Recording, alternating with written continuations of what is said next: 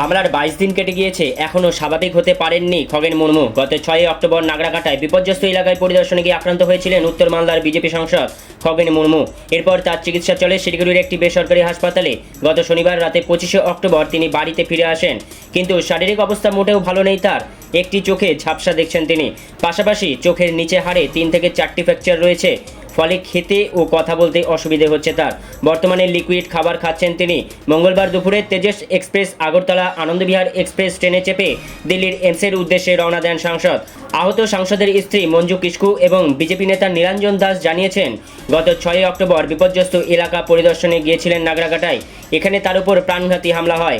গত কয়েকদিন আগে তিনি বাড়ি ফিরে এসেছিলেন, কিন্তু তার শারীরিক অবস্থা ভালো নেই, তাই তাকে বাড়তি চিকিৎসার জন্য নিয়ে যাওয়া হচ্ছে দিল্লির এইমস হাসপাতালে।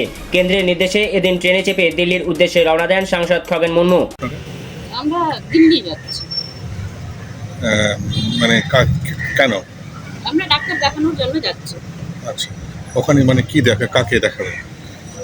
এমপি সাহেবকে দেখাবো। আচ্ছা, মানে কেন মানে দেখাতে হলো? দেখাতে হচ্ছে ওর আগে যেটা লেগেছিল নাগরাকাটাতে মেরেছিল, ওটা এখনো ভালো হয়নি, ওইটা দেখানোর জন্য আমরা যাচ্ছি। আপনার মানে পশ্চিমবঙ্গের স্বাস্থ্য ব্যবস্থার উপর আপনার ভরসা নেই? এখন তো ওটা আগে খুব জোরে লেগেছে না, ভেঙেছে না, ফ্র্যাকচার হয়েছে না, ওই জন্য আমরা এমসে নিয়ে যাচ্ছি। চোখেও কম দেখছে, দাঁতেরও প্রবলেম আছে। এসআইআর তো চালু হয়ে গেল পশ্চিমবঙ্গে, এবার কি মনে হচ্ছে যে মানে কি ভালো হবে? এখন তো ভালো হওয়ার কথা। কবে কতদিন জন্য যাচ্ছেন? আমরা যতদিন এখন ওখানে ট্রিটমেন্টের জন্য টাইম লাগবে।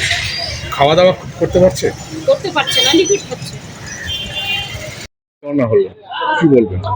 খগেনদের উপর গত 6 অক্টোবর আক্রমণ হয়েছিল এবং আজকে হচ্ছে 28 তারিখ, মাঝখানে 22টা দিন পার হয়েছে। এখন ওনার যে অবস্থা, তিনি এখনো ঠিকঠাক কথা বলতে পারছেন না।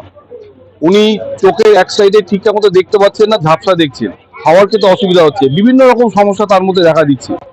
তো তার বৃহত্তর চিকিৎসার জন্য আমরা কেন্দ্রীয় নেতৃত্বের নির্দেশে, রাজ্য নেতৃত্বের পরামর্শে আমরা দিল্লি এইমসে যোগাযোগ করি এবং সেখানে তার চিকিৎসার জন্য আজকে আমরা দাদাকে তেজস এক্সপ্রেসের মাধ্যমে দিল্লি রওনা করা হলো। আগামীকাল ডাক্তার দেখবেন কিরকম কি ব্যবস্থা হয় চিকিৎসার, সেটা আমরা খবর রাখবো। তবে দাদার অবস্থা ভালো নেই এবং তিনি কত তাড়াতাড়ি যে সুস্থ হয়ে আসবেন আমাদের সন্দেহ আছে।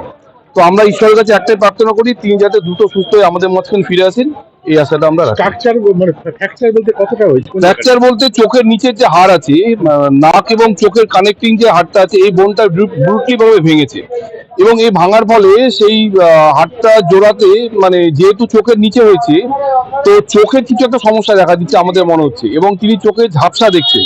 এটা আমাদের খুব ভয়ের বিষয় লাগছে যে চোখে ঝাপসা দেখাটা আমাদের ভয় লাগছে। উনার মতো একজন নেতা, তিনি যদি এই সময়ে চোখটাকে হারিয়ে ফেলেন এই তৃণমূলের গুন্ডাদের আক্রমণের ফলে, তাহলে খুব বেদনাদায়ক, খুব দুঃখের বিষয় এটা আমাদের।